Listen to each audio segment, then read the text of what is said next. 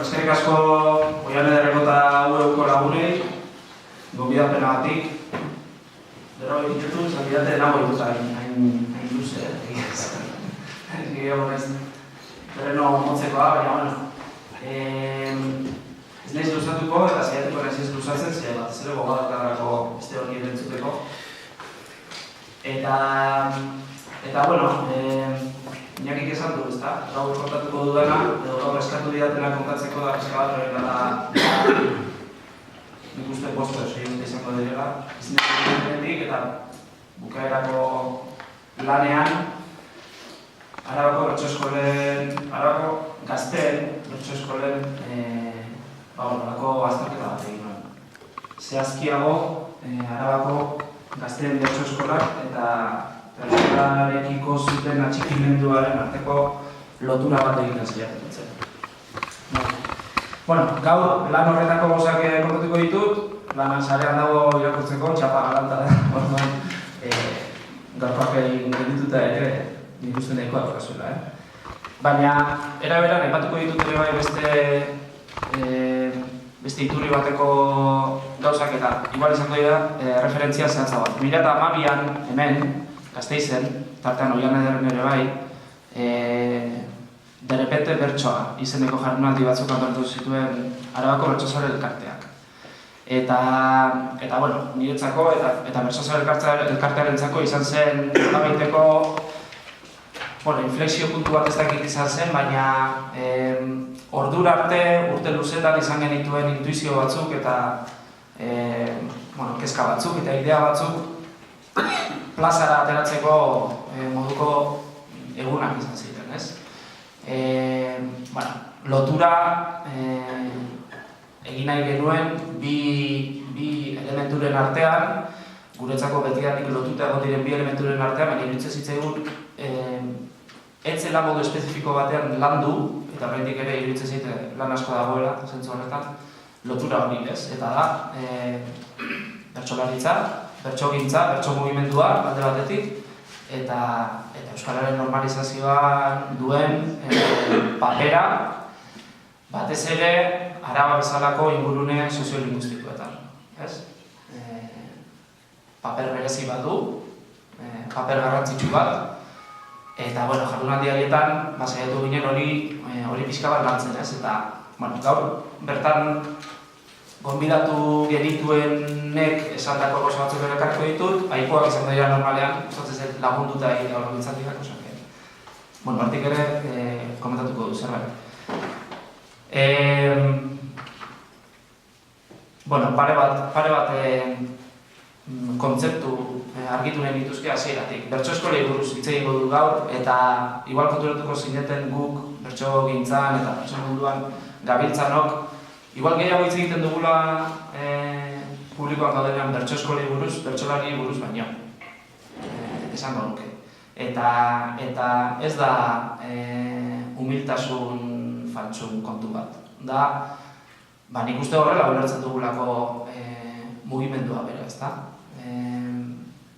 Bertsogintzaren abiapuntu edo zentru edo partikula txikiena bertsolari izan daiteke, baina bertsolari bat, bertso eskolari gabe galduta dago unibertsuan, ez? Hau aipatzen dut, bertso eskolak ez direlako eskola bakarrik. Partikula direnean, mugimendu baten halako destilatzen bat dira, ez?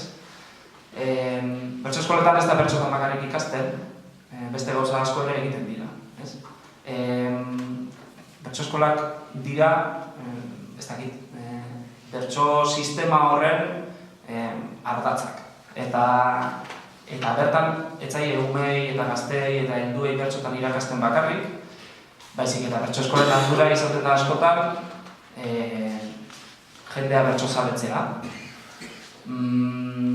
Beren ingurune hurbilean edo eragin eremuan bertsolaritzaren sustapena egitea, saioak antolatuz, ez dakit, gai jartzaileak eziz edo bestelako lanak egin, Orduan,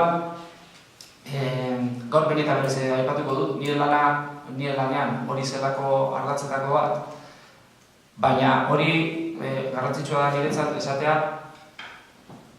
bertsogintza ulertzeko gure moduan bertso eskolak direla ardatz bat, ez? Eta ez dela modu kolektiboan ulertzen dugulako bakarrik, errealitatearen ere horrela delako. Ez dakit, nik normalean beste herri bateko edo beste eskualde bateko bertsolari bat ezagutzen dudanean, askotan egiten dudan galdera da, bertsolari hori ze bertso eskolatakoa den, ez? Eta bertsolarien arteko norbanako loturak baino, bertso eskolen arteko loturak ohikoa bat dira. Adibide pila bat jarri ditzaket, baina pixka bat nola funtzionatzen dugun ulertzeko elkartetik, herrialdeetako elkartetik eta Euskal Herriko bertso elkartetik aparte, beste referentzia nagusia bertso eskola dira. Bale, orduan, ardatza zein den badakigu eta ez dakit kasualitatea izango den, baina gaur soziolinguistika hiztegi txikiaren lagin edo saio hauetan alde batetik dago hizkuntzaren elementua eta beste alde batetik beste elementu bat, ez? Eta gaur beste elementua kultura da, ez? Nik nire lanean ere, kasualidadez ere ez, bi ikuspegi horietatik aztertu nituen bertso eskolak, Arabako gazteen bertso eskolak. Eta gaurko nire txapa hau, bi elementu horietatik begiratuko dut, bai. Alde batetik, hasiko naiz elementu linguistikoarekin. Eta hori zen, horren dela 5 urte egin nuen lanaren igual tesirik nagusiena, ez? Zertan aldatzen dira edo zertan eragiten die Arabako bertso eskoletan parte hartzen duten gazteei, bertso eskolan parte hartzean berak, beraien euskararekiko lotura, ez? Hori izan zen nire buruari galdetu niona, eta noski, erantzuna izan zen, kriston eragina dauka, ez? Horrekin hasiko naiz pixka bat, elementu linguistikoarekin. Eta gero, eta gaur igual atentzio gehiago jarri nahi diot horri elementu kulturalari igual begiratuko diot, bukaeran. Igual hori zehaztu beharko dugu gero, elementu kulturala den, ala soziokulturala den, edo ikusiko dugu hor. Kontzeptuak ere nahazten dira. Nik lan egin nuenean, garrantzia handiena horri eman nion, elementu linguistikoari, lana izan zelako ikuspuntu soziolinguistiko batetik egindakoa. Ni euskara telikaria naiz, eta ofizioa gainditu egiten nago ez. Edo zein lekutara noanean, begirada horrekin begiratzen diote zerari. Begiratzen diodanari eta bertso eskolei ere hortik begiratu nion. Zer esan nahi du euskara plan baten arduraduna den batentzat bere planaren eragin eremuan bertso eskola bat egoteak, ez? Hor badagoela ardatz bat, eragin linguistikoa duena bere inguruan, eta bere partaideen artean, ez? Gazteei buruz ari gara, bertso eskolak daude edozein adinetarako, edozein adinei zuzendutako bertso eskola daude. Normalean umeak hasten dira, zer esango dugu, 11-12 urterekin hasi daitezke, bertso eskolara joaten, nahi duenak lehenago ere bai, baina igual bertso eskola baino beste zerbait izan daiteke. Baina bertsotan egitera joateko, 12 urtetik aurrera hasten dira, eta garairik interesanteena bertso eskola batentzako nientzat hori da. Igual 12rekin oraindik gaztetxoak dira, baina 14 urtetik aurrera, 13-14 urtetik aurrera, eta 17-18 urtera arte edo, tarte hori hartu nuen nire lanerako, eta iruditzen zait, bertso eskola batek bere indarrik, bere esanairik osoena adin tarte horretan daukara. Hori igual gerosiago esplikatuko du zergatik. Gazteei buruz ari garenean, euskal teknikariok eta euskara planen arduradunok hitz egiten dugu goizari eta arratsaldeari buruz, ez? Da, ez dakit, gauzak azaltzeko modu simple bat, ez? Goizean eskolara joaten dira, eta arratsaldean daukate hor orduko kopuru bat beraien gauzak egiteko edo antolatutako aisialdian parte hartzeko aukera emateko, ezta? Eta hor sartzen da bertso eskola. Sartzen da menu zabal baten barruan, aikidorekin eta biolinarekin eta inglesarekin batera, ez? Orduan, behin eta berriz aipatzen dugu eta horrekin gabiltza goizak komatxo artean bermatuta ditugula gaur egun. Gazteenganako euskara lantzeko prozesu horretan eskolatuta daudelako, bai? Eta segun nun, hori bai, eskoletan euskararen erabilera bermatuta daukatelako, ezta? Eta orduan gure eragin eremua gehiago izan behar dela arratsaldea, ez? Eta arratsaldean estrategikoa dela beraiei gustatzen zaien gauzetan autu linguistiko hori egiteko estrategiak garatzea, ez? Edo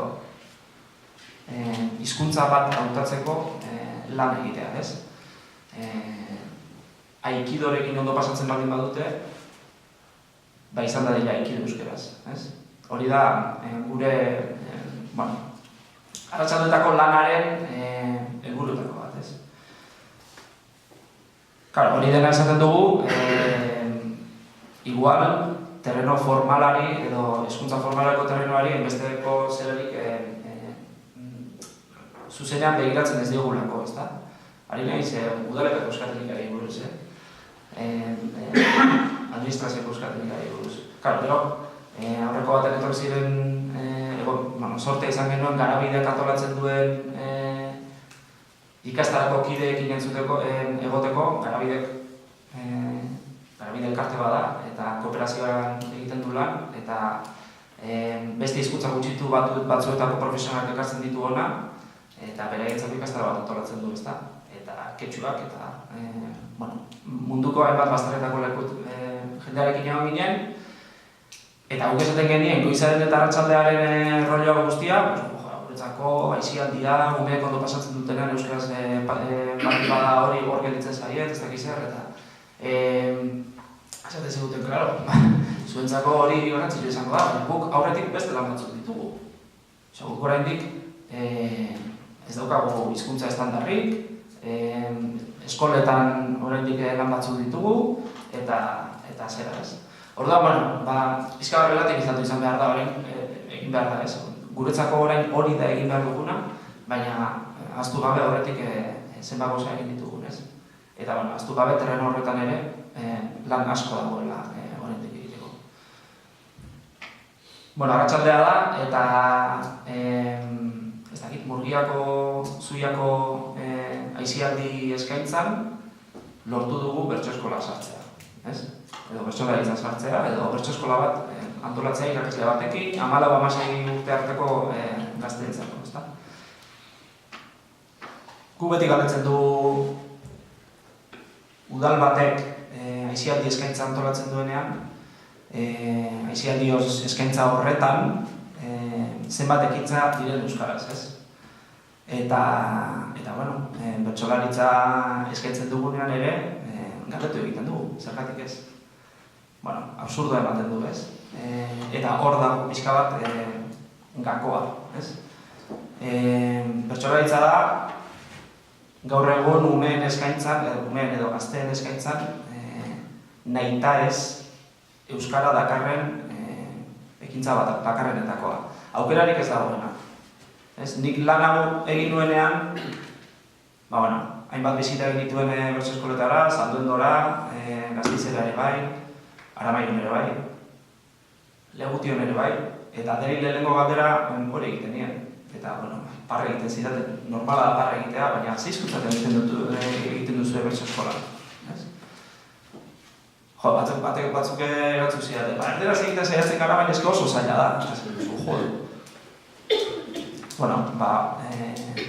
Horrek zerbait esan nahi du, ez?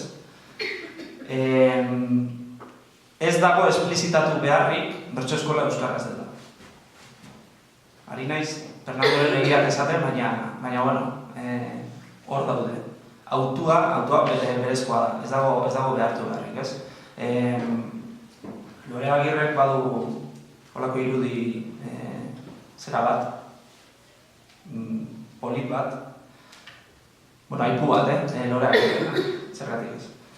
Gaur egun euskaldun izatea ez da berezkotasunez ematen, eraikuntza kontziente bat da.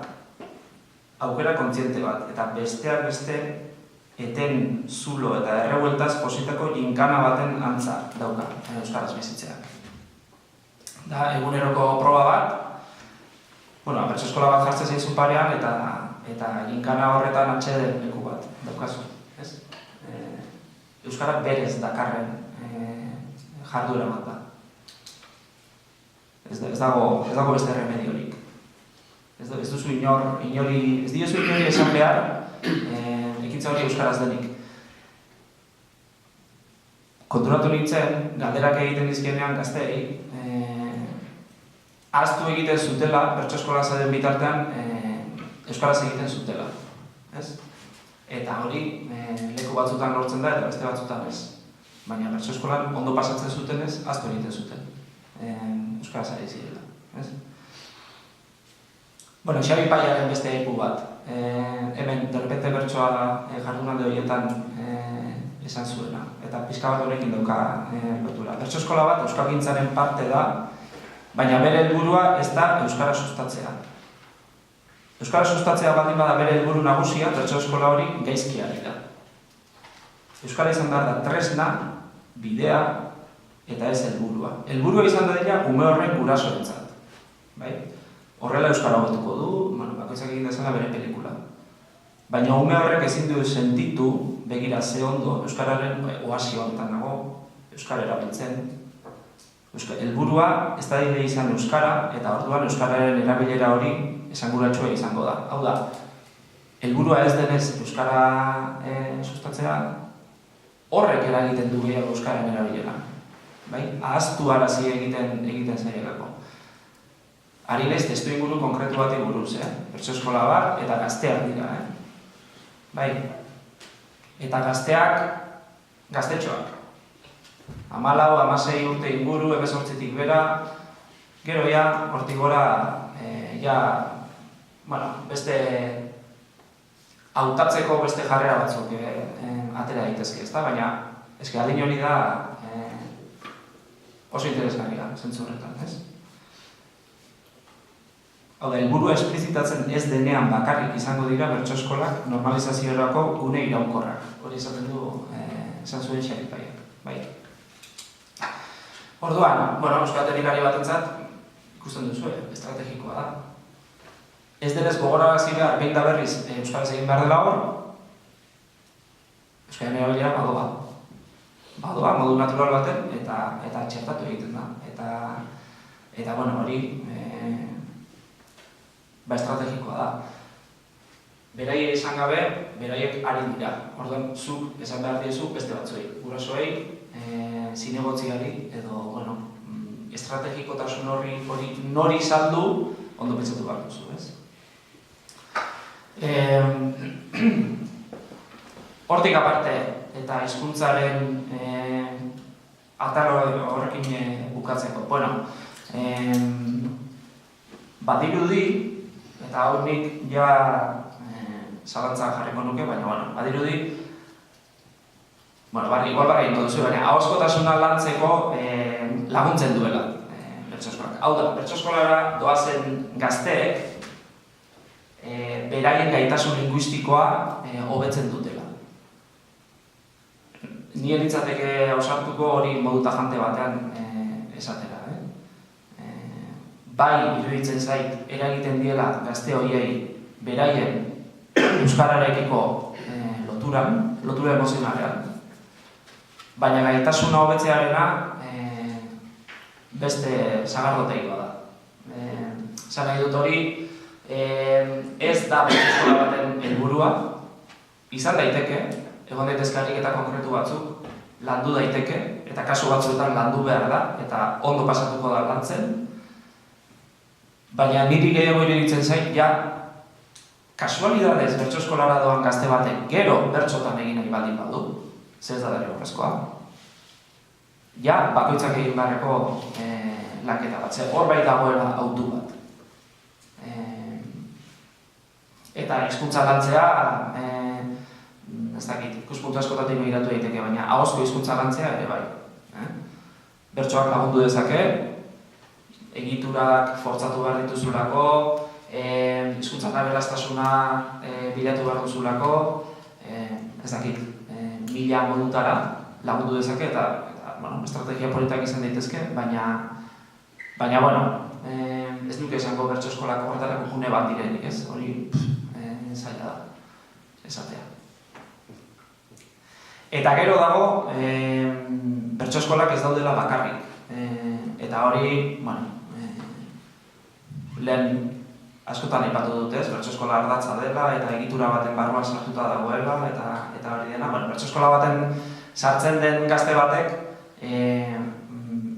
urrengo astean, eta urrengo astean ez baldin bada handik 3 asteetara ezagutuko du ondoko herriko bertso eskolako beste gazte bat. Edo handik 2 hilabetetara ezagutuko du ondoko lurraldeko gazte bat. Hori oso ondo landuta dago eta oso ondo egituratuta eta badakigu zergatik ez. Sare sistema bat osatzea eta kontaktuak egitea oinarrizkoa eta funtsezkoa delako ez. Pare bat aipamen, hori derrepente bertsoa jardunaldi haietan horri pixka bat garrantzia emateko ez. Iñaki Binasprek esan zuen, bertso eskoletako umeek 2 mundu dituzte. Bertso eskolakoa eta bestea. Karo, hori nik ere niri tokatu zen nire larruan bizitzea, hasi nintzenean, bertso eskola guretzako izan zen, Aramaiotik irtetzeko zera bat. Eta kezka eta ikuspuntu antzekoa zeukaten jende batekin, gauzak partekatzeko zera bat, ez? Aukera bat. Ez bertsotan egiteko bakarrik baizik eta jende mota hori ezagutzeko bat, ez? Eta bai, ondo berizten dira. Igual, seguraski futbolean edo bestelako ekintza baten ere gauza bera pasatuko da, nire kuadrilan Aramaion badago jendea horretik gaztetako futboleko kuadrilarekin harremana duena, ez? Eta, hori da, hor izar batzuk lerrokatu zirelako eta ondo eramaten direlako, hori asko gertatzen da bertso eskoletan, eta gainera bertso eskoletako sistemak horretara bultzatzen ditu gazteak, eta oso interesgarri da. Oiane Pereak ere esaten du bertso eskolan eta bere inguruan topatu dudan jendea bezalakorik inon ez du topatu. Jende berezia, edo, ez dakit, jende erakargarria. Eta gara, harreman horiek, badakigu ze hizkuntzatan egiten diren. Ez gara gogoratzen, ze hizkuntzatan egiten diren, baina badakigu. Eta hor dago pixkat adin horretarako gakoa.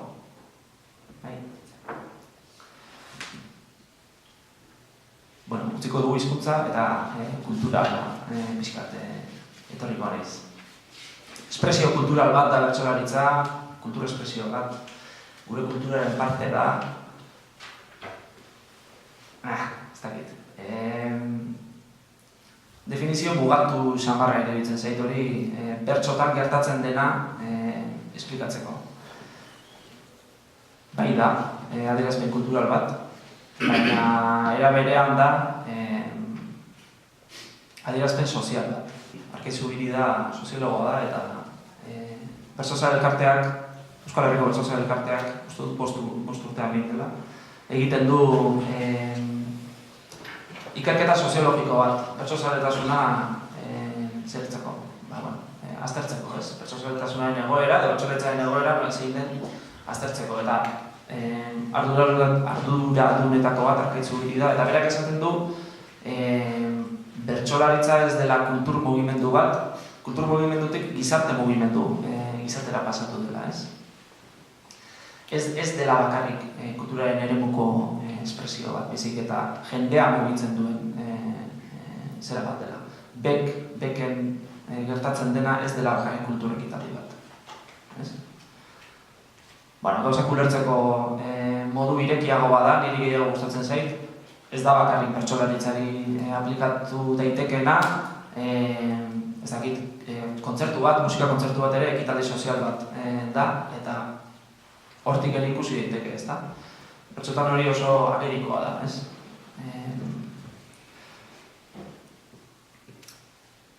Esan dut hizkuntzarena nahi gabe doala hizkuntzarekin, bertsoarekin, eta bertso eskoletan nahi gabeko elementua dela, baina nahita egiten diren gauzak ere badaude bertso eskolan. Eta nahita egiten den gauza bat da, bertsotan erakustetik aparte, hau da, bertsozaleak sortzetik aparte edo bertsoa zer den esplikatzetik aparte, beste aukera bat ematen zaie gazteei, ez? Eta, bertso eskola esaten nahi nez, baina beti nabil gazteen bertso eskolarekin, hor, elementu batzuk duen bertso eskoletara, umeen bertso eskoletara estrapolatu daitezke, baina oki gogoan hori. Bertso eskolak lehenengo eta behin dira umeei eta gazteei eta helduei, kasu honetan gazteei hitza emateko lekuak, ez? Lehenengo eskatzen zaiena hori da. Bertso eskolan ezin duzu isilik egon. Norbatiak nahi baldin badu isilik egon, ez dugu kalera botako. Baina, bertso eskola baldin bazatoz, zerbait kontatzeko da, ez? Zerbait esateko. Lehen aipatu dut 14, 16, 18, inguru horretako adina dela bertso eskolak bere zentzurik handien hartzen duen tartea, eta honekin ere badu zer ikusia, ez? Gure bizitzan momentu batean hitza hartzeko gogoa edo bulkada hori baldin badukagu, tarte horretan da, lehen aurre bai, baina bereziki eta konstienteki zerbait esateko gogoa ateratzen baldin badugu, nera bezaroan, ez? Eta nera batzutan kontra, eta beste batzutan alde, askotan kontra, hori da. Orduan, bertso eskola oso leku egokia da horretarako. Ez da errimatzen eta doinu bat ondo kontrolatzen bakarrik irakasten, baizik eta gauzak esaten irakasten da, ez? Eta iritzi bat egiten, eta gai batzuri buruz zer duzun adierazteko lekua da, edo zer sentitzen duzun adieraztekoa, edo beste pertsona bati buruz zer uste duzun adieraztekoa, edo arazoren bat baduzu kontatzekoa. Leku egokia da horretarako, eta adin horretan bere zentzu betea hartzen du. Gero, 18 urtetik gora, 20 urtetik gora, ja beste bide bat, esango nuke bertso eskolak diversifikatu egiten direla. Eta helburu desberdineko bertso eskolak daude, ez? Askotan, irakaslearen, hezitzailearen, bertso eskolako arduradunaren figura hori diluitu egiten da, eta talde bat izaten da, eta bakoitzak nahi du, helburu bat jartzen da talde horretarako, eta funtzionatzen da, baina beste bide bat hartzen du, baina adin horretan, klabeetako bat hori da, hitza hartzeko lekuak dira. Eta hori gaztei gustatu egiten zaie. Eta horrekin gustora sentitzen dira. Jende aurrean jarduteko leku bat eta aukera bat izatea, da, batzuk oihartu egiten dira, beste batzuk uzkurtu egiten dira, baina hor dago. Baina orokorrean, esango nuke, jende aurrean jartzea bera gustatu egiten zaiela. Eta horrek zirrara sortzen diela, ez? Divertitu egiten dira, ondo pasatzen dute, umorea eguneroko ogia da, eta,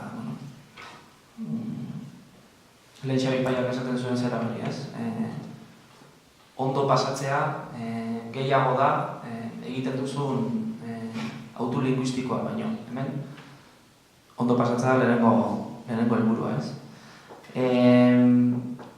Eta, iruditzen igual pixka bat espektroa zabalduta, gaur egun ez gaudela hain ohituta halako aukerak dauden lekuetara, ez? Edo halako eskakizunak gazteei egiten zaizkien lekuetara, ez? Diskursoaren jerarkizazioa ondo egituratuta dagoen gizarte baten gaude, ez? Batzuk hitz egiten dute eta beste batzuk entzun. Eta normalean hitz egiten dutenak berdinak dira eta entzuten dutenak berdinak, ez? Eta bueno, sare sozialekin konsolatu zaitezke, baina atzait iruditzen hori asko demokratizatzeko balio duenik, ze bueno, horre manipulazio handia dago eta bakoitzak bere audientzia aukeratzen du eta rankinak daude eta igual horrez nahi sartuko, baina bai hausnarketa horretan, ez? Gazteek hitza hartzeko leku igual ez formalak, ze badakite hezkuntza arautuan, gero eta gehiago lantzen dela, audientziarako leku gero eta gehiago dagoela, eta bueno, hori lantzen dela, baina, bueno, ez zait iruditzen hainbeste leku daudenik, ez? Modu eroso baten, zu barruan daukazuna, publiko bati erakusteko lekuak, eta bertso eskolan hori egiten, ahalegin hori egiten da, eta gainera funtzionatzen du, eta gustatzen zaie, ez? Hori gaztentzako erakargarria da, eta bueno, igual aipamen batzukin ilustratuko dut, nik esaten dudana, ikusteko ez naizela ni bakarriko ipitzatzen duena. Andoni gainean bere egon zen, eta jardunaldietan, eta esan zuen, ez? Bere estiloan. Bestela ere esaten ditugun gauzak esaten dira bertsotan, baina bestela. Hau da, bertsolaritzak ematen digu aukera, pentsatzen dugun hori eta esaten dugun hori beste modu baten esateko. Bai? Eta beste modu baten, modu formal baten eta testuinguruaren arabera ere bai. Beste entzule batzuekin, posible da zure antzeko kezkak dituen jende baten aurrean, edo bueno, ez dakit. Asier Lafuente, agure indarra,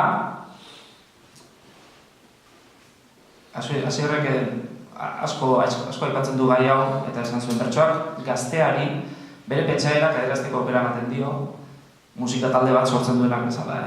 Hori, ez da bertsoaren esklusibitatea hau, baina bueno, bai da bere ezagorri garrantzitsu bat.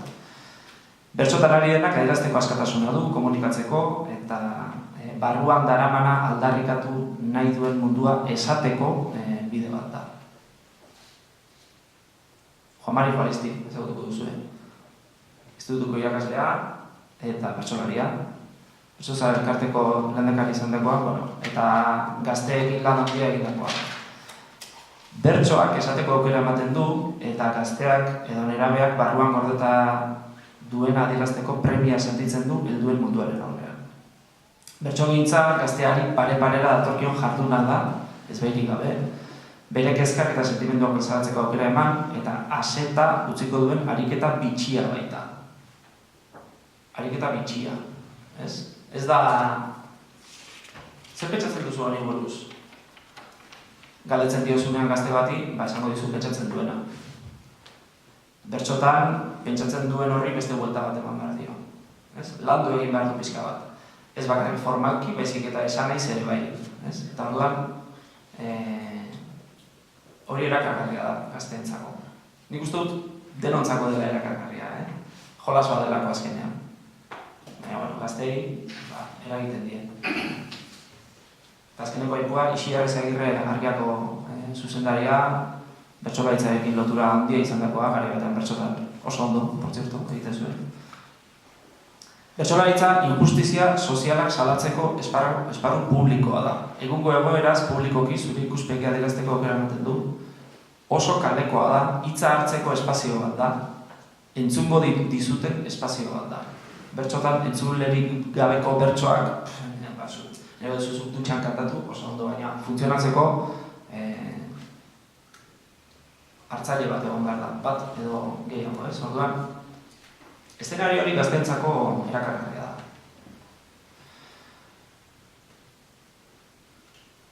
Bueno, bertso eskoletan egia da eragoztetako jendea dagoela, hori garbi, lehen ere esan dut ez, isilik egon nahi duenak, gelditzen da isilik eta listo.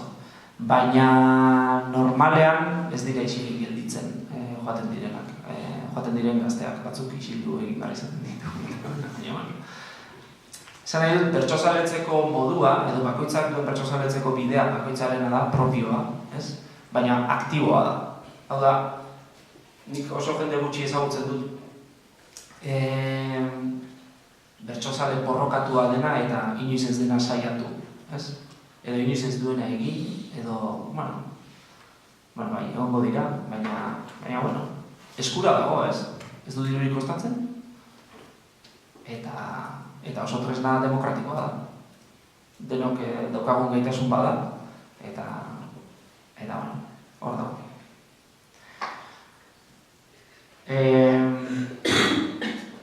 Igual bukatuko dute. Arkaizu Biri aipatu dut lehen, eta berak esaten du, Pizkat bertso eskolen daukaten lan hori, hau da, lehen esan dut, kulturaren ikuspegitik bakarrik ez dela ulertzen, eta kulturaren ikuspegitik bakarrik ez ulertzeko motiboa hori da, ez? Bertso eskolak izango balira, bertsotan ikasteko lekuak bakarrik, oso ondo, kulturaren prismatik esplikatuko litzateke.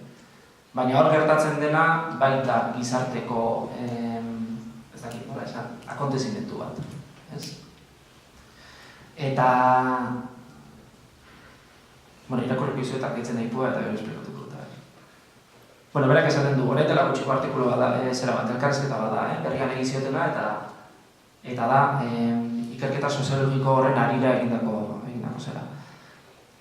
Kultura konsumo gain soil gisa ulertzen badugu, ziur asko ez diogu mesede handirik egiten gure buruari.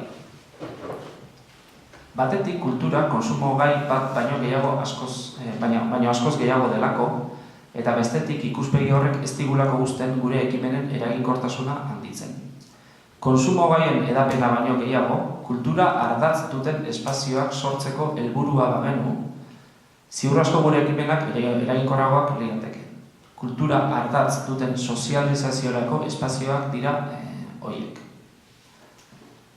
Iruditzen zait, bertso eskolaren definiziorik zehatzenetako bat hori dela. Kultura ardatz duten sozializaziorako espazioak. Bertso eskola azkenan harremanan dira.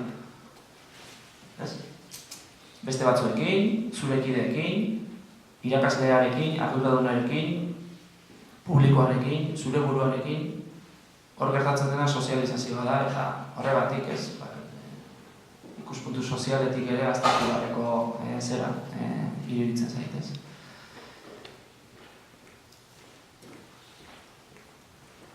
Orduan, ja bukatzeko bukerako hausnarketa eta izango da, hasiera kontatzea kasi, ez? Hori dena gertatzen dela kontutan hartuta, imaginatu ze albo mesede dituen hizkuntzaren ikuspegitik, ez?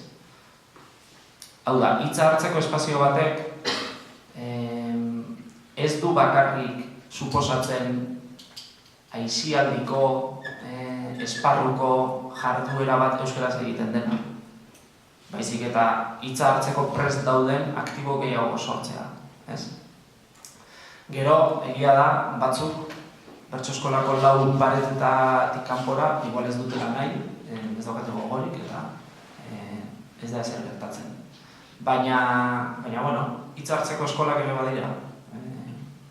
Bertso eskolak eta hori lantzen da, ez? Orduan, kontutan hartuta, konturatu gabe euskaraz direla, hor badago beste ezaugarri bat oso interesgarria. Euskara teknikari honentzako, ez? Nik uste nahiko esatu dara, Esan baino lehenago, eskerrak etorri zarete guztioi, etortzeagatik eskerrak bereziki konbidatu nautenei, Iñakiri, eta horien Euskararen etxeari. Honelako izaldia beti izaten dira erronka bat, Norberak pentsatzen dituen gauzak, behar pentsatzeko, beste modu batean azaltzeko, eta diri honek ere aukera eman dit. Iñaki lasaiago geratu dadin, esango dut, ez naizela egon ausartu sarietan norten, baina duela 3 urte egon nintzen. Beraz, eta orduan argitaratu nuenak ere, neurri batean, zeukan zer ikusi zuzena, horrein izango ditudan beste gauza batzuekin.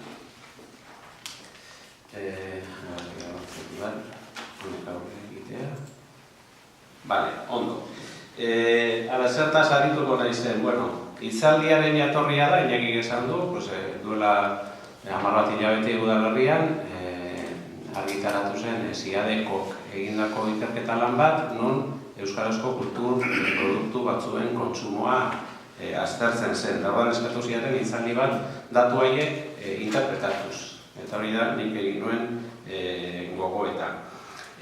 Datuak hor daude argitaratuta daude, gehiago gutxiago, baina bilatu daitezke, beraz horretan ez naiz gehiegi luzatuko. Orduan egin duen gogoeta hura datuak nik nola interpretatzen dituen, nola ulertzen dituen datu haiek, hori ere idatzita dago, Iñaki izan duen bezagaiakinen argitaratu zen, eskatu nuen zuei horren berri emateko, ez egiten mani zuete, baina bai.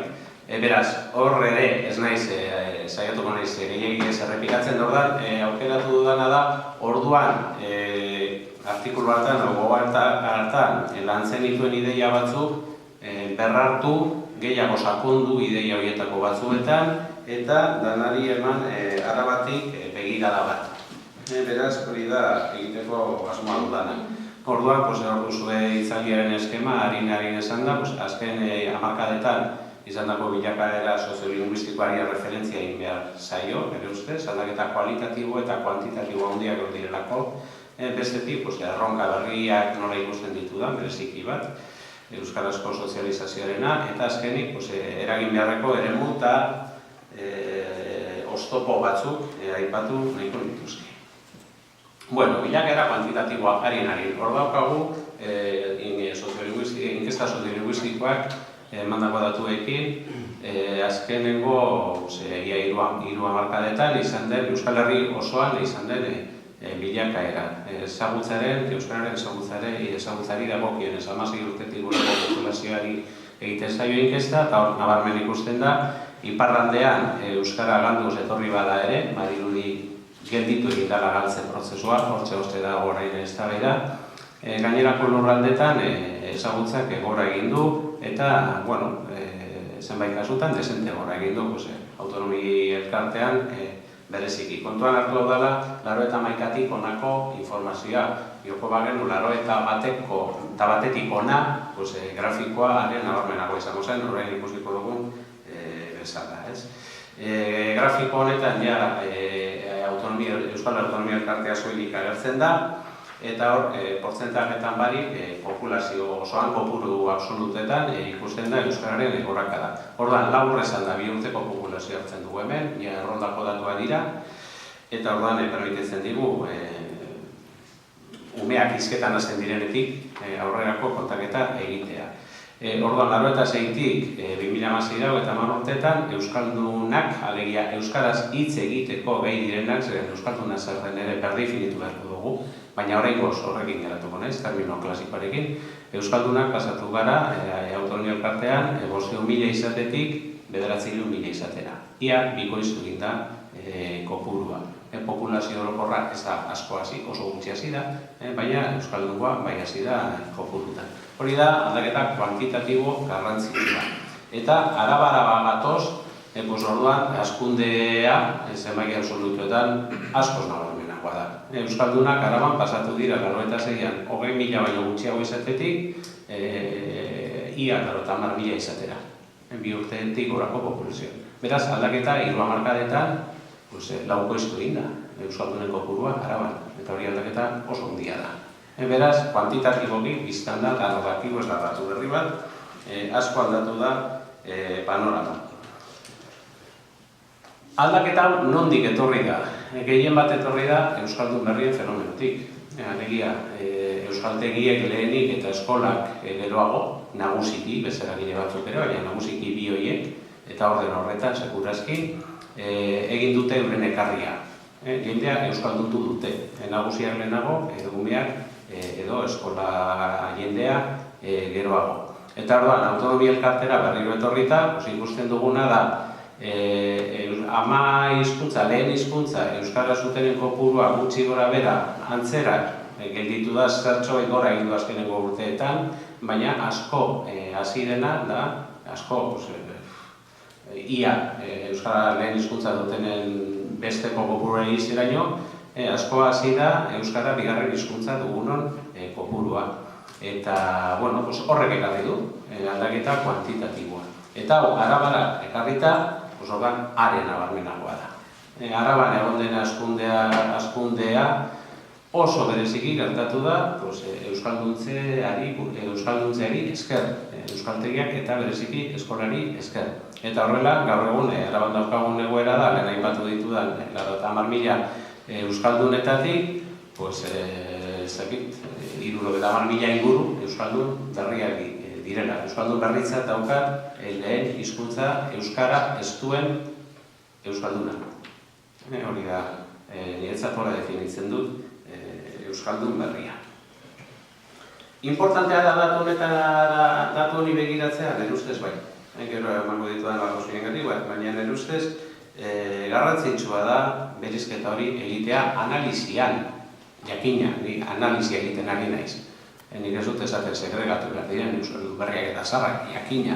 Ni euskaldun berria naiz, nahikoa sufritu dut. Eta nahikoa gozatu dut ere bai. Biak egin ditu, gehiago gozatu sufritu baino. Baina analizirako uste dut kategoria relevantea dela. Eta arreta jarri behar zaiola gauza batzuk esplikatzen edo ulertzen lagunduko digulako. Horregatik nabarmentzen dut. Batzuetan lagun batzuk esaten diate. Zergatik berizketa hori, danok gara euskaldunak, baina gozen da realitatea ezagutzera. Frantzian adibidez, hamarkadetan zer ez dute nahi izan zerrotan ez inon galdetu jendearen jatorri hendikoa. Eta frantzesa dano bardinak usurra da, ez zarete dana bardinak. Izugarri zuanak eta dituzuen artean, da gutxien zer realitatea ezagutzea komeni da. Nik antzeko planteamendu bat egiten dut. Aldaketa kuantitatibo hauekin batera aldaketa kualitatibo handiak gertatu dira. Euskararen soziolinguistikan oroa eta Araban baita. Eta nik horiek ulertzeko honelako eskema bat erabiltzen dut. Hiztun komunitatea. Hiztun komunitatea, definitzeko modu ezberdina daude, hiztun komunitatea normalean esaten diogu euskaldunen komunitateari. Hori oso definigaitza da, ez? Baina nik uste dut hiztun komunitatea definitzeko erabili daitezkeela lau aldagai. Bata da ezagutza, euskara nork egiten duen, nork egin dezaken, notakin euskaraz. Bigarrena da erabilera, hirugarrena da nortasuna, nor sentitzen den komunitate horretako kide, eta laugarrena lurraldea, hori lurralde batean gertatzen da. Hiztun komunitatea historikoki honela gauzatu izan da. Lurralde batean jende multzo batek hizkuntza bat egiten zuen. Horrek definitzen zuen hiztun komunitate bat. Euskaldunak mendetan zehar, Pirineoen, bi aldeetan, eta abar. Baina gauzak aldatzen ari dira, hiztun komunitatearen baitan ere bai. Eta gero berriratuko dute grafiko hau aldaketak ikusteko. Aldaketa kualitatiboa ikusteko beste referente bat niretzat da Txepetxek duela 30 urte argitaratu zuen lana. Txepetxek orduan aipatzen zuen euskara, hizkuntza bat eskuratzeko bi bide naturala esaten zuena eta bide kulturala. Bide naturala, normalean lehen hizkuntzarekin egiten dugu bidea. Hemen horrengo grafikoan argiago, garbiago gauza bera da. Bide naturalean esan dezagun, goiko lerroan erabileratik hasten da pertsona. Umea lehenengo unetik egiten diote euskaraz, kasu honetan euskara edo beste hizkuntza bat, lehenengo unetik egiten diote, hasten da erabiltzen, jakin gabezeari den, baina hasten da erabiltzen, erabileratik dator ezagutza, azkenean 4-5 urterekin izugarrizko ezagutza eskuratu du. Eta erabiliz eta ezagutuz, azkenean motivaziora iristen da. Azkenean horrek ematen dio, nortasun bat, ematen dio, testuinguru bat, zentzu bat ematen dio bere hizkuntza praktikari eta hori litzateke euskaldun zahar baten ibilbide naturala norbait esatearen. Naturaletik ez du ezer, noski kulturala da. Baina, naturala esaten zuen txepetxeko hori batetuko dugu. Euskaldun berriaren ibilbidea alderantzizkoa da, alegia, motivazioa da bia puntua. Erabilerarik ez, beste testuinguru batetik dator, beste hizkuntza batean ezi da. Orduan, motivazioa da lehenengo urratsa, garo eta zeiak gaude txepetxekin. Ojo, garo eta zeiak gaude txepetxekin. Orduan, motivazioak darama euskaldun berri izan nahi duena ezagutzera, ikastera, euskaltegira, eta hortik dator erabilera ikasiala hasten da erabiltzen. Eta orduan, bidea alderantzizkoa da. Bide biak lotuta daude zergatik azkenean ziklo osoa sarritan betetzen dalako. Euskaldun zaharra, euskaldun berria parkatu, erabilera iristen denean, erabileratik ere jarraitzen du ikasten, horrek ere motivazioa areagotzen du, eta berriro bueltasoa egiten dugu. Eta euskaldun zaharren kasuan ere antzera gertatzen da.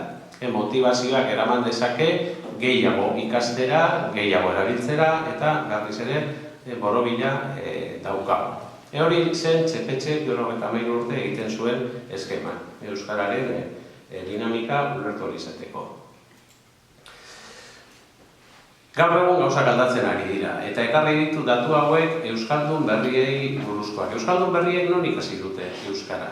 Eta orduan, hor dago lan bat, horra aipatzen da nonik hartuta dagoen, hor dago lan bat esaten duena, eskartu duena, EAEko, Komunitate Autonomoko Euskaldun berriek euskara non ikasi duten. Eta orduan ikusten dira, hiru multzo oso ezberdin, adinaren arabera.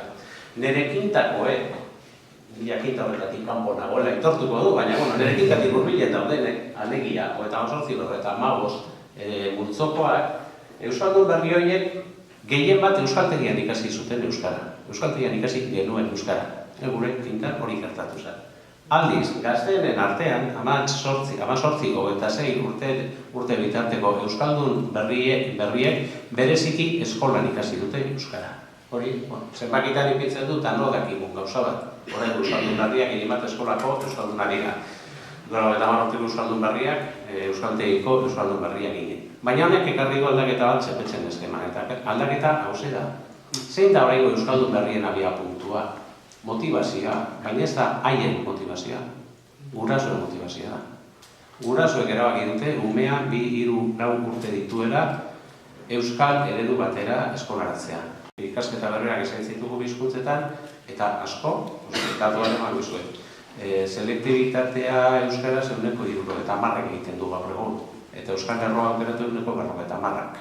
EHUko datu orokorrak. Beraz, 20-25 bat, gaztelerazko lerrora joan dira. Eta ez eskaintza ezagorako, eskaintza egon badago, baina gaztelerazko lerrora joan dira. Zer gertatzen da? Besteak beste gertatzen da 18 urte dituela gazteak eta esaten du orain arte zuek erabaki duzu ez hizkuntzatan ikasi behar duzu horrenik erabakitzen dut. Eta erabakitzen dute euretza segurazki eroso errezen eta eskuragarriagoa den hizkuntza. Eta hori gertatzen da. Beraz, gurasoen motivazioa dago abia puntuan. Orduan hemen zerbait berrikusi behar dugu. Nola tratatzen dugu hau. Jadanik ez gaude duela 30 urteko egoera, oso egoera ezberdinak gaude. Beraz, motivazioan eta motivazioarekin batera, motivazioari oso lotuta dago nortasuna, aipatzen duen 4 bariable egitako bat, hor aldaketak daude. Aldaketak daude baita lurraldean. Euskara oso lotuta egon da lurraldi bati, ez Euskal Herriari, maila orokorrean, Euskal Herriaren barruan ere, danok lotzen dugu Euskara lurralde batzuekin. Eskualde batzuk, bailara batzuk, eta herri batzuk, danok egiten dugu hori. Eta hau, nolabait irudikatzen dugu sarritan, hau da Euskararen mapa, zenbat aldiz ikusi dugu mapa hau. Ez eman eta idunago, orduan eta Euskaldunago. Bai, densitateari begiratuta, hala da.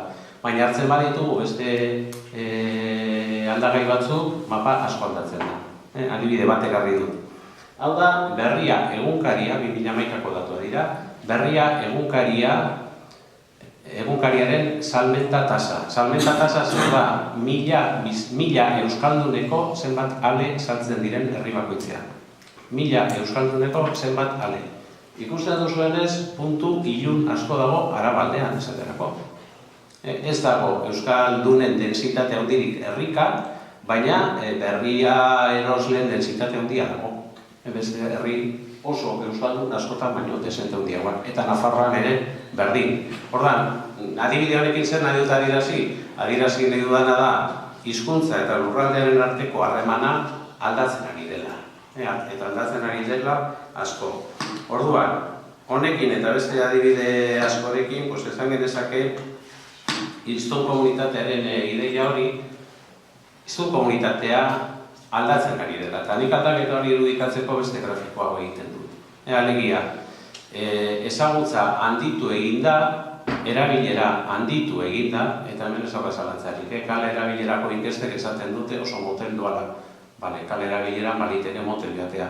Baina instituzioetako erabilera, unibertsitateko erabilera, zientziako erabilera, komunikabidetako erabilera, etxeetako erabilera, indikadore gehien esatik dute erabilera gora doala. Ez nahi genuken beste eta behar ez ezagutzaren igoeraren paraleloan, baina gora doala nabarmen. Ordan, erabilera asko handitu da. Lurraldea edatu egin da, ikusi dugun moduan. Nortasuna egia esateko, ez nahi zauzartzen esatera, trinkotu, zabaldu, handitu, edo gutxitu, edo makaldu, edo apaldu den, ez dakit. Indikadore kontraigarriak ditugu, eta ezakite euskal nortasunak gora doan edo behera doan. Beste guztietan baditugu indikadore nahiko objektiboak, eta hori esan dugu. Orduan, hiztun komunitatea murriztu da, askotan sentipen hori dago. Nire ustez ez, nire ustez hiztun komunitatea ez da murriztu. Baina, egon diren hazkundeak, ez dira danak erritmo eta maila eta modu berean gertatu, eta orduan, dauzkagu elemento solteak, ezagutza inoiz baino handiagoa, erabilera inoiz baino handiagoa, eta lurraldea ere doran mende asko, baino asko handiagoa, baina bakoitza bere kasa. Orduan, nik uste dut orokorrean gure eginkizuna dela berriz ere eraztun hauek elkartzea. Lehen baino handiagoak izan daitezen. Orduan, aldaketa kualitatiboak nik honela irudikatzen ditut. Ez dira soilik aldaketa kuantitatiboak izan, kualitatiboki asko aldatu euskararen egoera. Lehen esaten duen euskaldun berriak eta euskaldun zaharrak. Banaketa pertinentea da, nire ustez bai. Ziareko orduan atera zuen inkestan galdera egiten zuen. Bizitzaren zenbateko egiten dute batzuek eta beste, nabarmena. Euskaldun zaharren eren batek, bizitzaren zati oso handia egiten omendu euskaraz. Norbeak eman operazun nahi dira. Behatzi, 0-10 eskalan. Eta beste eren batek, 7-8 artean da. Bi eren egiten dute, erdia baino gehiago egiten dute euskaraz eguneroko bizitzan. Aldiz, euskaldun berrien kasuan, erdia baino gehiago egiten dutenak eren bat. Eta besteek egiten dute erdia baino gutxiago edo oso gutxi egiten dute euskaraz. Beraz, banaketa pertinentea da. Beste datu bat, inkesta horretatik ere, ateratakoa. Konparazio euskarazko prentsa, irakurketa eta bar. Euskarazko prentsa, jendeari galdetzen zaionean zein dira, gehien irakurtzen dituzun egunkariak. Eta jendeak erantzun bi eman ditu, hau eta hau. Bale. Euskaldun zaharren 28 aipatzen du bi horien artean bat euskarazkoa. Eta euskaldun berrien 10 aipatzen du. Azken urtean euskarazko libururik irakurri ote duten aizialdirako, ez ikasketak edo lanerako. Irakurri ote duten galdetuta, 18 esaten du baietz euskaldun zaharren artean, 27 esaten du baietz euskaldun berrien artean. Azken urtean euskarazko libururik irakurri ote duten galdetuta, baina kasu honetan ikasketa edo lanekin lotuta, 18 esaten du euskaldun zaharren artean, 24 euskaldun berrien artean. Hemen inbertik egin da. Zergatik euskaldun berriak ez zuzen ere eskolari lotuago daudelako eta eskolarako irakurri egin behar da. Eta horrek aldatzen du joera. Euskaraz irakurtzeko ohitura edo erraztasun falta euskaldun zaharren 17 aipatzen du euskaldun berrien 52. Euskal musika egungoa edo herrikoa gustokoena euskaldun zaharren 25% da eta euskaldun berrien 7% soilik da. Eta euskarazko kontzertuetara ez dira joan azken urtean, euskaldun zaharren 48 eta euskaldun berrien 49. Beraz, ezberdintasunak esangarriak dira, esanguratsuak dira.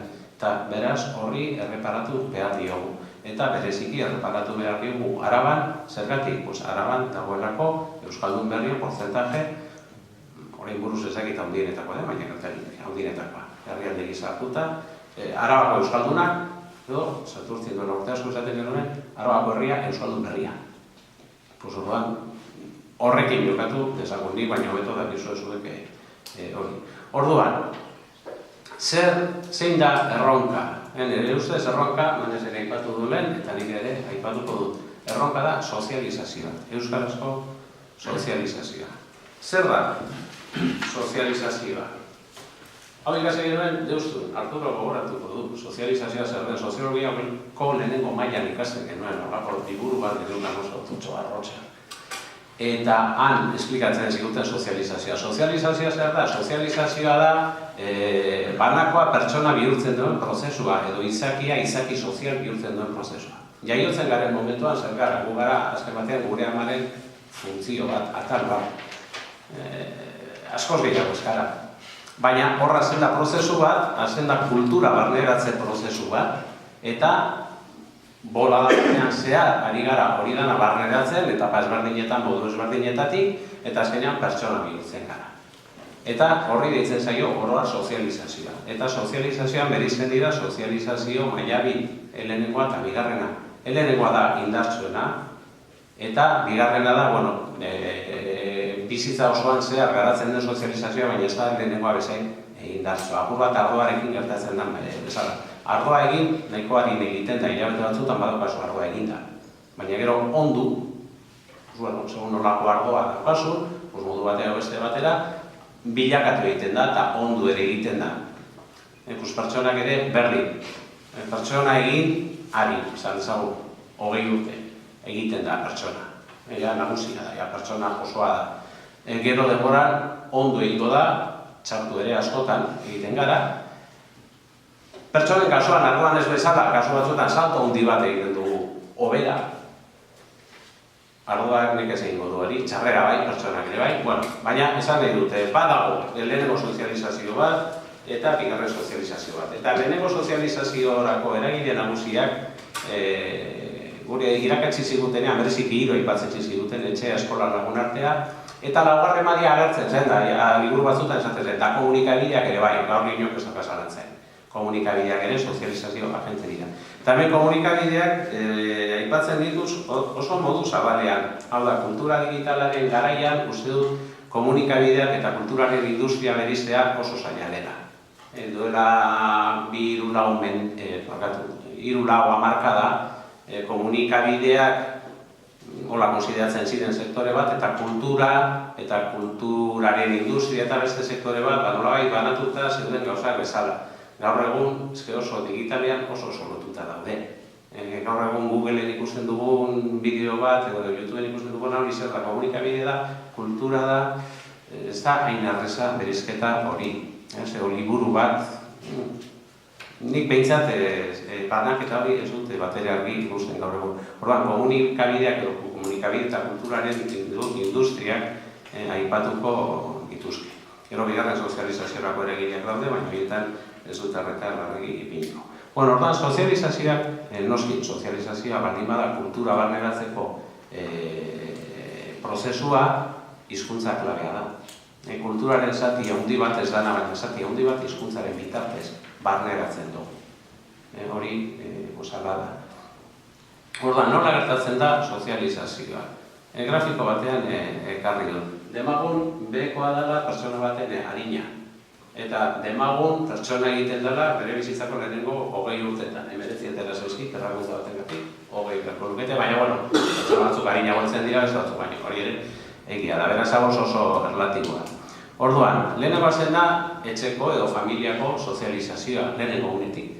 Hortxe daukagu, etxea, familia, eta eragile horrek du, eragin bat gure sozializazioan askorra denboran zehar. Eta momentu batean tope batera edo iristen da, familiak beti edukiko du segurazki, kasu gehienetan guretzate garrantzia, baina sozializazio eragile bezala ezain handia. Gero dator eskola. Segun eskola komunikabideak, berandutxoago dator.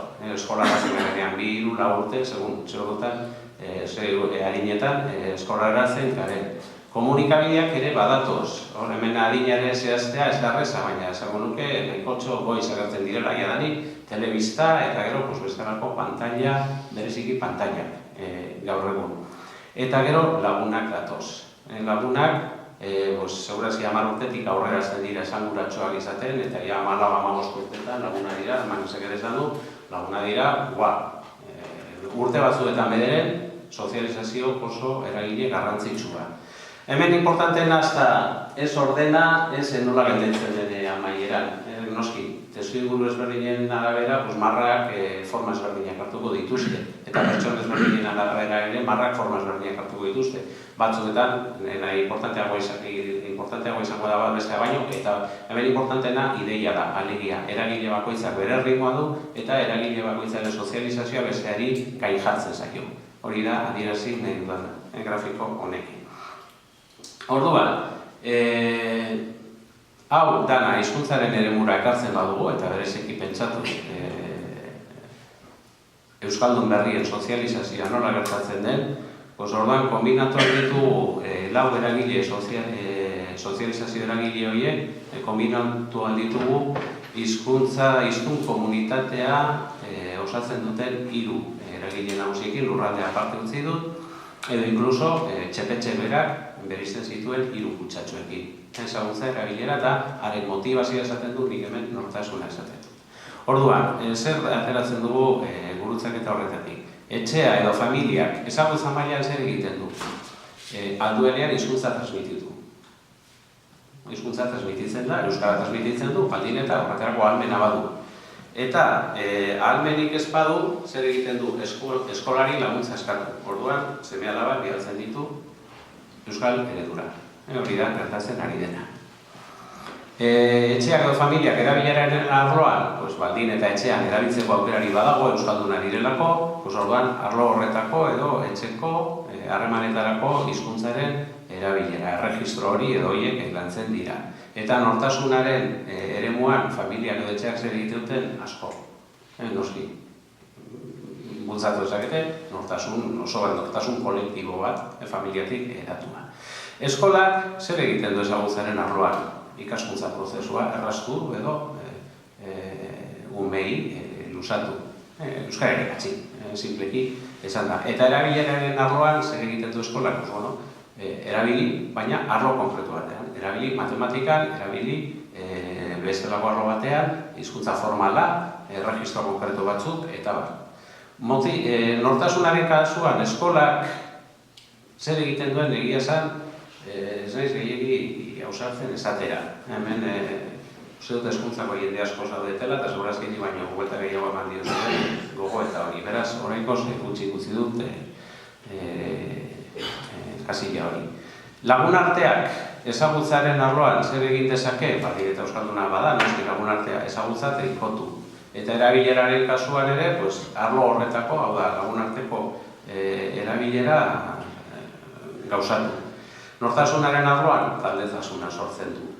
Lagunen arteko taldetasun hori oso importantia da. Nortasun mota bada, baina mikro mailan gertatzen dena, mikro-meso mailan gertatzen dena.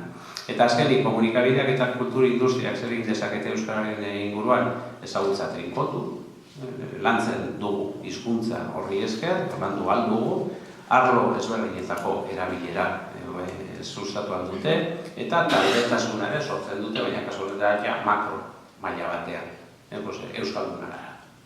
Euskal Herri bat gara, herri bat gara, eta gizar, hori komunikabideek egin dute. Orduan, nola egiten ari dira, eragile ezberdinek nola egiten ari dira, nola jokatzen ari dira hizkuntzari dagokionez. Familiaren ekarpena ezagutzen, zein da. Zuen ezkerreko grafikoan Euskal Herriko datuak daude eta beste grafikoan Araban. Hemen begiratzen dena da Euskararen famili bidezko transmisioa.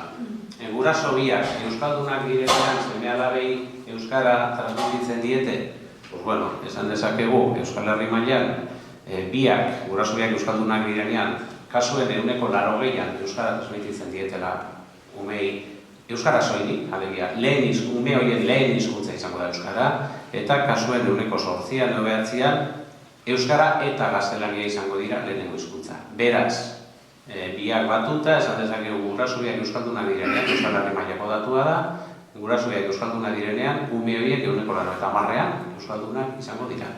Lehen hizkuntza izan. Araban, portzentajeak txikitsuagoa dira, baina esanguratsuak. Araban, guraso biak euskaldunak direnean, 78 inguru euskara soilik transmititzen die umei, eta gurasoetako bat bakarrik euskalduna denean, 20 inguru transmititzen dio umeari euskara, besteak gaztelania, orduan biak batera transmititzen du. Orduan horrek ematen digu, 80 asko. Hau da, Arabako euskaldunak, berdin dio, euskaldun berri izan, Arabako euskaldunak, seme-alaba dituztenean, neurri handi batean ari dira euskara transmititzen umei. Beraz, esan aldugu, hor, familiak maila horretan bere lana hori den, baina hori egiten ari dela. Hori egiten ari dela, eta uste du datu importantea dela. Horri esker, ikusten duguna da, lehen hizkuntzaren bilakaera zein izan den Araban gazteen artean, gazteenen artean, 2 urtetik 19 urterako populazioa.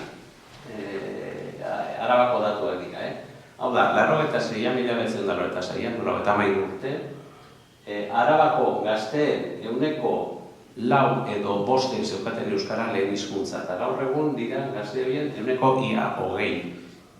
euskaldun zaharrak. Euskara dute lehen hizkuntza. Aldaketa oso handia da, baina 30 urte behar izan dira honetara iristeko.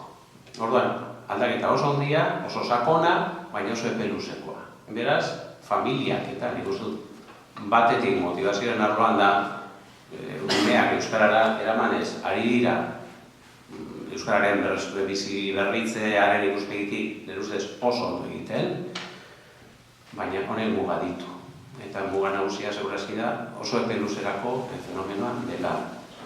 Eskola zer egiten ari da? Eskola ere lan oso, zuek ni baino beto dizuet, oso polita egiten ari da. Hemen daukagu eskolaratzea, A, B eta D ereduan, Araban, azkeneko 96 urteetan.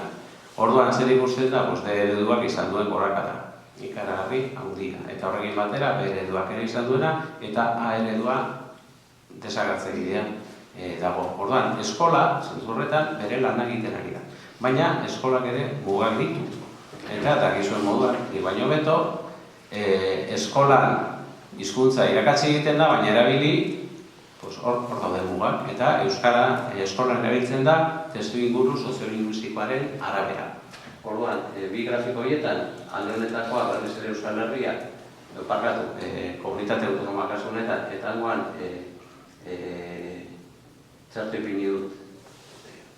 Ez dira Euskal Herria eta OEA eta Araba. Dira, bederatzi 10 urteko umeak eta 13 urteko umeak. Ez ere, gero banaketa da, testu inguru soziolinguistikoaren arabera. Gune soziolinguistikoki oso trinkoak, oso euskaldunak, densitate handikoetan, umeek eskolan 90 inguru egiten dute, bai gela barruan eta bai jolaslekuan, hori gazteenen artean, 9 urtekoen artean, baina mugitzen bagara testu inguru ez horren euskaldunetara, erabilera bereziki jolaslekuan, ez ikasgeran, baina jolaslekuan bereziki, asko iristen da. Eta pasatzen gara, 20-40ko euskaldun kopurua duten herrietan, ume horiek, 9 urteko ume horiek, lagunekin jolaslekuan 20 gutxik egiten du euskaraz, gainerakoek erderaz egiten dute. Eta joaten bagara, 13-14 urteko umeengana, orduan hori askoz nabarmenagoa da itxiera.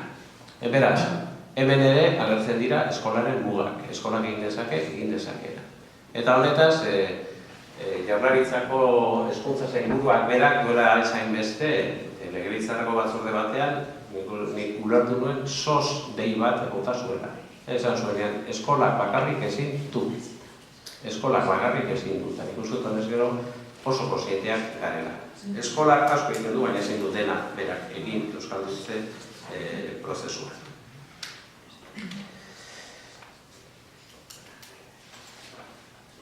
Lagun artea, hirugarren sozializazio eragilea. Lagun artea nola eragiten da? Manesek emandiko adibide bat. Antolatutako jardueren bitartez, pertsonak, eta beste batzuk egongo dira. Hor eragin daiteke. Baina horiek ere mugatua dira. Lagun artea jarduera antolatuak baino dezente gehiago da. Askoz gehiago. Eta gaur egun lagun artea hedatu da denboran eta espazioan sarei esker. Gaur egun gazte eta umeak ari dira etengabe beste lagunekin harremanetan aurrez bada sarearen bitartez, WhatsAppen edo Instagramen. Eta lagun artea hor eragitea oso zaila da. Oso egitura konplexua da lagun artea, oso konplexua. Eta askotan, edo gehienetan zeharka eragin beharrekoa. Jarduera antolatuak, eskolak kasu, gidatuak, erreferenteak eman, eta hemen kultura eta komunikabideak ere saltzen dira nola iritsi egitura horietara komunikabide eta kulturaren bitartez. Eta horrekin gatoz laugarrenera. Komunikabideetan zer dugu? Grafiko horretan daturen batek ekarri dut.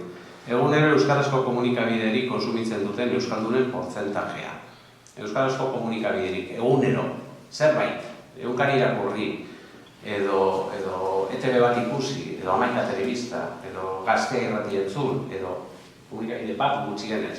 Gehiago da, baina gutxienez bat konsumitzen dutenak neurtu dira hemen. Araban, euskaldunen eguneko 28 inguru, 27 euskaldunen eguneko 28 konsumitzen du egunero euskarazko komunikabideren bat, gainerakoek ez. Baina eguneko 90 inguruk konsumitzen du gaztelaniazko komunikabideren bat. Beraz hemen oso mugatuta gaude. Hegoaldeko euskaldunen kasuan, eguneko 57 inguru dira egunero konsumitzen dutenak. Euskaldun berrietara bagatoz, ikusten duguna da, Arabako euskaldunen eguneko 25 konsumitzen duela egunero zerbait euskaraz, eta hegoaldean portzentajea jaitsi egiten da. Hau da, Arabako euskaldun berriak zentzu horretan gehiago konsumitzen dute erratiboki hegoaldeko euskaldun berriek baino. Zentzu horretan aktiboak dira euskarazko komunikabideen kontsumoa. Liburuen irakurketa ohituretan, igual gehiegi zehaztea litzateke, baina hemen grafikonen ideia nagusia da, ezagik irakurtzeko aukerari daukazuen, grisez daudena dira gaztelaniaz irakurtzen diren liburuak. Zenbat jendek irakurri duen libururik azken urtean. Araba, Bizkaia, Gipuzkoa, iparraldea eta Nafarroan. Zenbat uste dut iparraldeko eta Nafarroako datuak trukatuta daudela.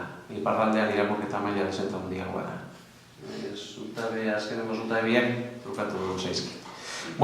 Ideia zein da, grisez daudenak gaztelaniazkoa dira, morez daudenak euskaldunen artean euskarazko liburuen irakurketa. Euskaldunok euskaraz desente gutxiago irakurtzen dugu, populazio osoa gazteleraz irakurtzen duena, baina. Eta euskaldunek ere gehiago irakurtzen dugu gaztelaniaz, euskaraz baina. Hori zen Ziadekok egindako lanaren ondorioetako bat. Lanari lotutako edo ikasketari lotutako irakurketaren datuak hemen daude, baina saltatu ingo ditut atzekoa da panorama. Honaino iritsita, eta amaitzen joateko, nahi nituzke azpimarratu hiru ideia bereziki komunikabide eta komunikabideetan eta kulturan eragiteko. Ideiak oso oinarrizkoa dira, Fernandoren egia dira, baina eskotan zaila jaramon handirik egiten ordanik azpimarratu eginen ditu. Lehena oso simplea da, euskara ez da arazoa. Zer esan nahi dut honekin, ideia hau datorkit telebistaren ikerketatik. Telebistan, kezka handia dago, ETV batek, duen audientziarekin, duen programazioarekin, aspaldi gabiltza kezka horrekin, bueltaka eta bat. Eta iruditu zait batzuetan pentsatu ere egin dugula, eske, klaro, telebista euskaraz egitea zailagoa da. Uste dut hori asumitzen hasia garela, eta horrekin justifikatzen dugula egoera.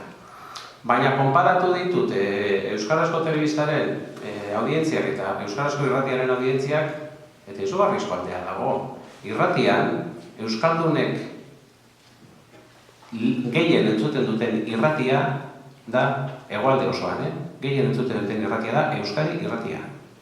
Eta gehien entzuten duten bigarren irratia da Gaztea.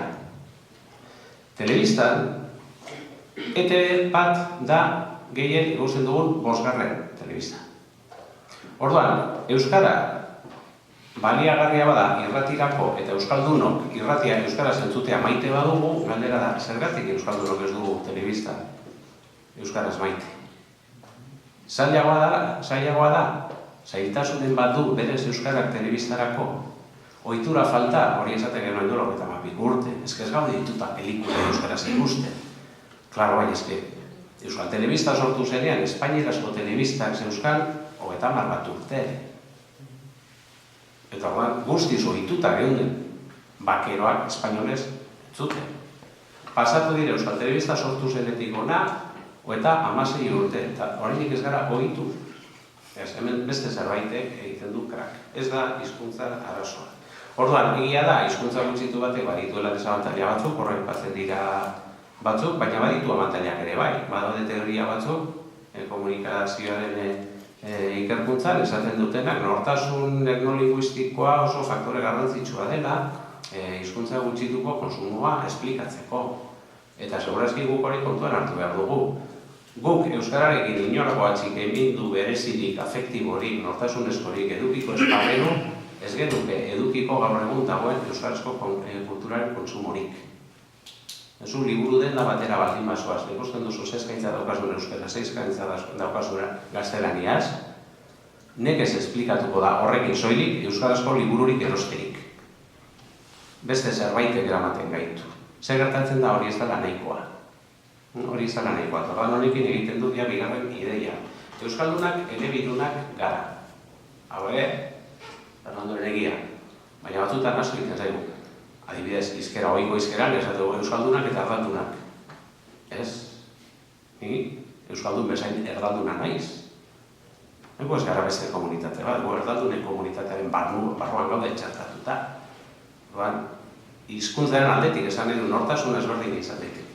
Baina hizkuntzaren aldetik. Honekin zer esan edu, euskaldunak aukeratzen duela hizkuntza batean edo bestean kontsumitu nortasun kontu batengatik bai, baina beste faktore askonengatik ere. Udaberriko hitzaldirako egin nuen azterketa bat, liburuak, ez dira euskarazko liburuak irakurtzen, bale, lehenengo aldera, zenba balio du euskarazko liburu batek. Eta orduan, begiratu nuen, liburu berbera, nik klasean aritzen dudan bat, George Orwell. Ikasle izan jo, irakurri zazu ez, ikasle asko gaztelaniaz irakurri zuen. Eta euskaraz emeretzi. Eta efectivamente begiratu dut, eta bai. Eta orduan, hartu nuen, literatura universaleko liburuak azken urteetan argitaratu direna. Zenba balio dute gaztelaniaz eta zenbat euskeraz? Euskeraz, 170 gehiago. Eta zan, dios. Orduan hartuko dut, euskara sortuta gaztelaniaz argitaratu direnak. Atxaga, Azurmendi, Kirmen Uribe eta bar. Hoi denak euskara sortu dira. Euskaraz balio dute bikoitza. Gaztelaniazkoaren bikoitza. Orduan, euskaldunari esango diogu, ez irakurri euskaraz. Bale, baina erraztu dezagun. Esplikatu zidaten, ez argitaretzen errua, ez agitzen nahi duzu guztia. Baina, gertaera hor dago. Orduan, euskaldunak izateaz aparte, pertsona normala gara. Giratzen diogu euroari, ez agitzen, Orduan, hori batzutan, iruditzen zait, asko egiten segula. Telebistarekin ere askotan egin dut gogo eta hori. Ez euskarazko telebistaz ikusten, bale? Euskarazko eta gaztelaniazko ETV-ren programazioa berdina dira. Inoiz egin dut ez dut ipiniko, apur bat barragarri ere bada, baina inoiz egin dut euskarazko programazioa parrilla hartu eta izenburuak ipini gaztelaniaz. Eta ikusi gaztelaniaz nolakoa den programazio hori, gero nahi duzu ipiniko dizuet, eta da, zatuzu. Honekin ETV-bik lortuko luke 1/8 audientzia, edo bergituko litzateke 1/2, ETV bateko bezala. Orduan, hizkuntza ez da arazoa, eta euskaldunak elebiduna gara, eta aukera daukagu. Elebakarra baina aukera gehiago daukagu kultur kontsumoan. Orduan hori ere kulturan hartu daukagu. Ez dugu bakarrik konsumitzen motivazioatik, nahiz eta, nortasunatik, nahiz eta hori ere importante den. Eta azkenengo ideia, eta horrekin amaitzen dut, krisi kultural baten erdian gaude. krisi kultural baten erdian gaude. Orduan, edo zer egiten dugularik kultura eta komunikazioen munduan, kontuan hartu behar ditugu gauza hauek. Sozializazio eragile berriak agertu dira. GAFA deitzen direnak, Google, Apple, Facebook eta Amazon, eta konpainia, Instagram, eta beditu zuen guztiak. Hoiek agertu dira, eta hoiek gaur egun kulturan duten botea ikaragarri handia da. Gure kultur konsumoan eta gure gazte eta ume kultur konsumoan daukaten pisua izugarri handia da. Askotan familiarena baino handiagoa. Nik ez dakit nire hemen txikiak ze musika entzuten duen. Ez dakit, hemen nagusiei iruditut. Nagusiei nik epitzen nien musika. Eta Pablo, erritz eta porrotz, ez ezer kotxean gindoa zen, entzuten, etxean bideo, Txikiak berak ipintzen du, kotxean guazela, pinganilloak, eta berak ipintzen du bere musika. Eta kontua ez da, nik ez doara ipintzen, zer den ere ez dakit ez baitut entzuten. Orduan, nor denetarik jogu da, nork egiten du aukerak eta hori. Nire semeak bere autonomia guztiarekin, bai, klaro, Google edo YouTube ezak izainek ematen dion abanikoaren barnean, bai. Baina abanikoa eman diote. Orduan, hoiek daukaten indarra sozializazio eragile gisa ikaragarri handia da. Eta bigarren ezaugarri bada oso aginduala. Eta orduan datu batzuk ekarritut soilik gogoratzearen. Batzutan gustatzen zaite, pikin bat atzera begiratzea. Zer gertatu da azkenengo 10 urtean. Azkenengo 10 urteetan sortu da Facebook, sortu dira smartphoneak, azkenengo 12 urtean, sortu da Twitter, tableta sortu zen eta ia desagertu egin ere bai, WhatsAppa sortu zen dola 10 urte. WhatsAppa, nola bizi ginen, WhatsAppik gabe dola 10 urtera arte. Eta Netflix dola 3 urte sartu zen Estatu Espainolean, 2 piko. Netflix. Torren hemen joan gara eta horriak ikusiko dugu Netflix etxean. 2 urte eta piko. Oso agin doa, honekin da. Hau da gure panorama eta honekin jokatu gero. Bueno, hemen utziko dut, nego oso komentatu zeu zer, komentatzeko presa.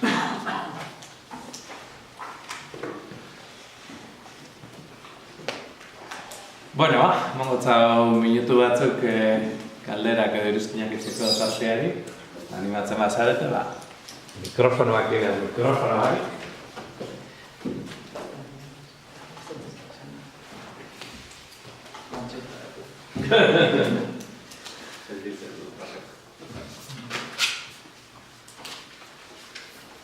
Azteko manezu bat aletu zuzez.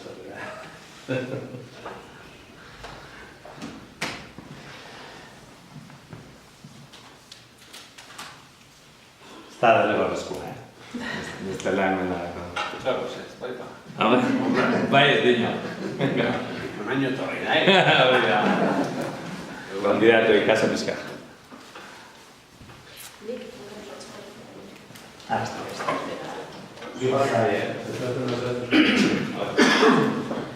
Ez, aipatu duzu horre hizkuntz komunitatearekin aritu zarenean nortasunaren inguruan ez dakizula zer esan, handitu den, ez den, edo horren inguruan zertxo bai, ez dakit edo dauden ikerlanek ez dira nahikoa, eduten edo kontrajarriak dira baitzak, edo zer... Dezabat esateko askorik horretik zegoen kasila utxik, eta borobila berdi. Ez dut aurkitu ikerlan oso argi, hau da, hizkuntzaren ezagutzaren erabileraren askundean hor badaude, datu objektiboak eta hori badaude. Aldiz, nortasuna nola neurtzen dago zinkesten bitartez. Ez dago, nik ez dut ezagutzen ezera objektiborik. Batzuek deduzitzen dute, adibidez, boto asmoetatik edo hauteskundetako emaitzetatik deduzitzen dute, baina ezakit hori oso egokia den, zeren horre gauzak oso aldakorrak izan ditez. Orduan, ez daukat indikadore fidagarri egirik. Eta orduan, bestalde batetik, inkestek eroso gauz ezberdinak egutze dituzte. Batzuk galdez dute, se siente usted más española, que vasca, que no sé qué, y tal. Baina, klaro, hor, nork egiten duen inkesta, emaitza gero alakoa da, benetak dago. Ez daukat, nik bederek ez dut ezagutzen datu oso fidagarririk.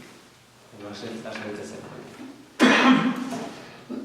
igual, beste arrazoi batengatik ere bai, lehen hasieratik aipatu duen euskalduna zer den, uste dut hori ikusionatu behar dugu. Euskalduna zein da, euskalduna da euskaraz hitz egiteko gai dena. Hemen ere uste dut jokatzen dugula ikuspuntuz klasiko batetik, alegia bide naturalarena. Erabili egiten dugu, ikasi egiten dugu, lehenengo hizketan ikasten dugu, gero idazketan ikasten dugu, eskolan, horrekin batera azten gara irakurtzen eta azkenean idazten. Eta normalean euskararen ezagutzen ikusten da lau maila horietan eta orden horretan.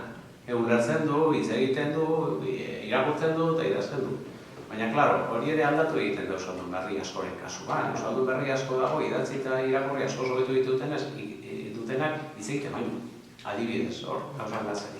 Ordan, euskalduna zaldene definitu beharko genuke. Ulertzeko gai dena, baina hitz egiteko gai dena hori euskalduna da. Telebistaren publiko objektibo baten ikuspegitik, bai. Baina beste gauza askotarako ez. Ordan, nortasunarekin, horretaz galdetu zu. Antzeko zerbait gertatzen dela uste dut alegia. Nortasunak asko aldatzen ari dira. Ez, pasatzen garelago euskaldun izatetik espainol izatera, edo alderatzen edo, ez, nortasuna zer den ere asko aldatzen ari dira. Mundu osoan. Eta fenomeno bat sortu dira nortasun volatil asko, garai baterako nortasunak, autore batzuek izaten dute nortasunak gaur egun kasi direla supermerkatu batean sartzea bezala, eta zu aukerazten duzu kasi zure nortasuna, apur bat esageratu egiten zai, baina, bueno, egia da, lehen nortasuna sortzen zuten faktoreak oso finko eta egonkorrak zirela, eta gaur egun oso aldakorrak. Orduan, zaila da, nahi izateko ere zaila da, nortasunaren bilakaera neurtu nahi izateko, kontzeptua bera eraldatzen ari da. Garra da horregatik da, baina nik berriro diot ez daukate. Nik prospekzio soziologikoa kabinetean egiten du lan, eta urte pilo baten aletzen dugu zuk aipatu duzula, ez? Iritzi inkestetan, nun kolokatzen zaren. Eta, bueno, badauzkagu esketerikariok nahi dugu hori aztertu edo sakondu edo, eta, bueno, ez digute inoiz esaten hasi eta egin ez. Ez digute, eta horregaitik nahi duen, pixka eta berbeste nun baiten badagoen. Baina zein da bilakaera? Ez da ere orain euskal gutxiago garela eta espainol garela. Ez da ikusten horan gauza garbirik, baina aldatzen ari dela bai. Aldatzen ari dela. Movimentua dago, askoan egon dena kostalde eta baina mugitzen da. Baina hori sakontzeko beharko genuke ikerla gehiago, ez dakigu notatean behin ez dut nagoenik. Nik ezagutzen dut inkesta solteak, duela, ja 10 bat urte edo egizienak, eurraitzak egin zuena Euskal Herri osoan, ura bai. Nahiko txolantzen zen, kualitatiboan eta kuantitatiboan, baina ez daukate referente askorik bilakaera azkartzeko. Han bai, han ikusten zen oso ezberdina zara. Euskalduna zara, galdera bera oso modu ezberdinetan ulertzen zen, da erantzuten zen, iparraldean, Nafarroan eta komunitatean. Horrelako zerbait errepikatu balko bagendu, ondo legoke. Estilo horretakoak egingo balira, baina nik ura ezagutzen dut hola sakonean ez dutenak askoz gehiago ez.